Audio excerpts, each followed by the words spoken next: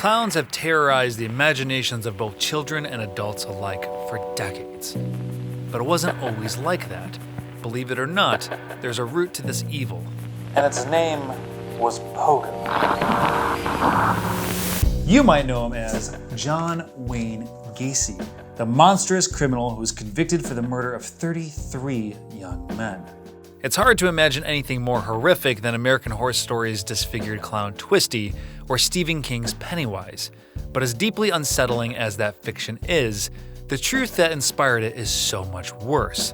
Gacy's actions were so vile that, in a very real sense, he scarred our psyches and changed our perception of clowns forever.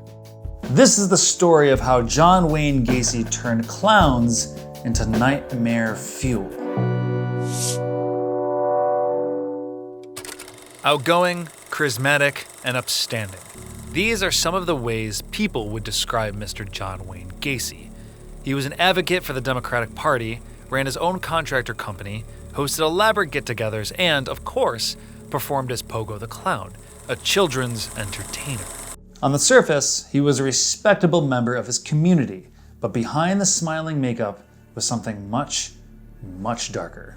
Born in Chicago, Illinois, 1942, Gacy's earliest childhood memory was being beaten with a belt by his alcoholic father. Gacy spent the early years of his life seeking approval from his father, who instead constantly belittled and mocked him with abusive language. When he was 11 years old, he was struck in the head by a swing, which caused a blood clot that wasn't discovered until 5 years later. The clot would cause periodic blackouts and occasional seizures. Commonly, head injuries would cause behavioral and personality changes, a trait also found with other serial killers such as Richard Ramirez, Ed Gein, and Dennis Rader, also known as BTK, which is also a very similar case for American Horror Story's Twisty. Twisty was dropped on his head as a child, resulting in a minor mental disability. He was mistreated and had no parental figures.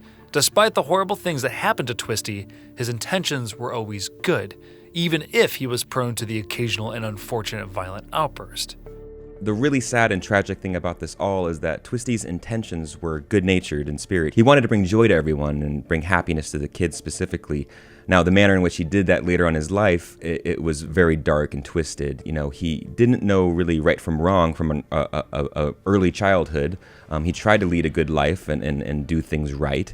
But then when he was taken advantage of, he kind of took matters into his own hands. Now, without that really healthy parental structure around him in a society that was there to care for him and support him, he was led down a path in which he, started to commit murders and kidnap children against their will. But then he would go and perform like shows for them or do magic tricks for them, not realizing that, hey, this is completely something that you should not be doing. Gacy emerged from his abusive childhood as an outgoing and active member of his community.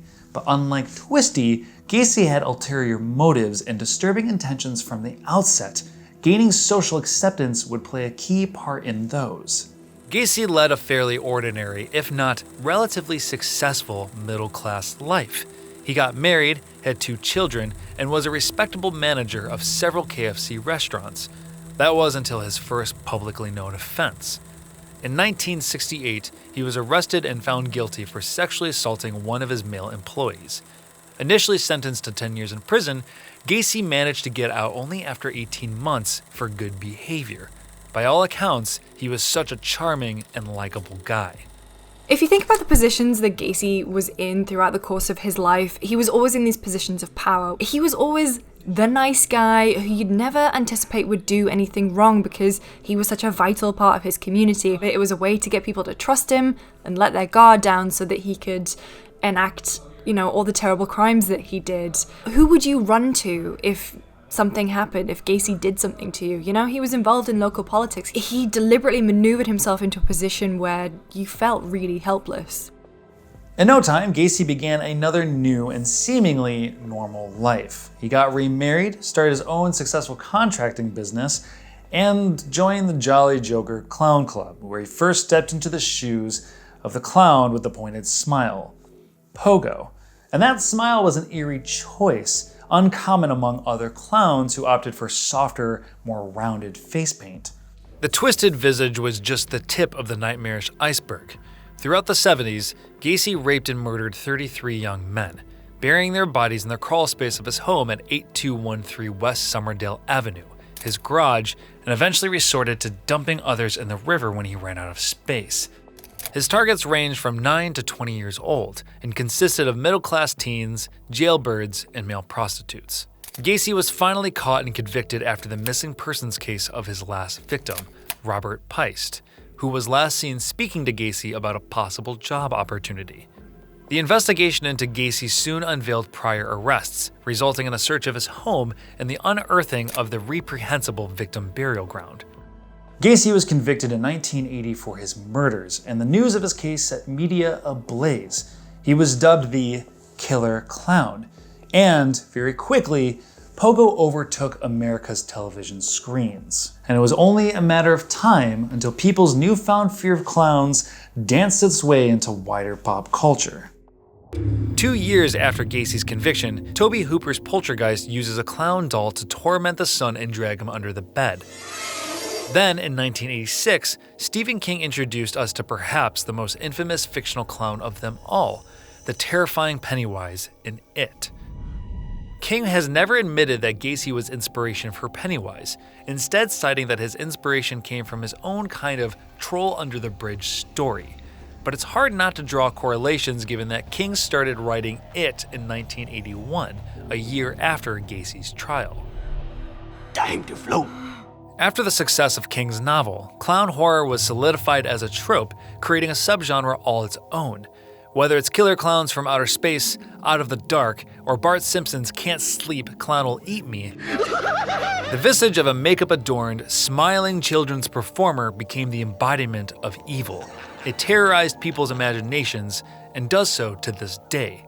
Killer clowns are ever present, and Twisty is just one contemporary example, and a terrifying one at that. Down to the ghastly smiling mask, there's a lot of correlating themes between Twisty and Gacy. Driven by jealousy, a couple of fellow carnival freaks spread vile rumors that Twisty was a pedophile. I hear you like to do funny things with the little kitties. Oh. I heard you like to take advantage. Oh. It destroyed his reputation and drove him out, shamed by his freak show colleagues. Twisty was a mentally challenged clown, denied the opportunity to be loved, and left dwindling on the fringe of society. The result drove him to attempted suicide by putting a shotgun in his mouth and pulling the trigger. However, something went wrong, and instead he lost his lower jaw, leaving him horribly disfigured. The outcome drove him into madness. I think there's definitely a connection between Pogo the Clown and Twisty. I don't think that Ryan Murphy explicitly said, hey, this is John Wayne Gacy, but it's pretty obvious that nowadays that doesn't hurt the connection between what we see on the TV screen or big screen. The really funny thing here is that the actor that played Twisty the Clown, John Carroll Lynch, he would also go on to play John Wayne Gacy in AHS Hotel. Literally, if that's not winking at the connection between the two, I don't know what is.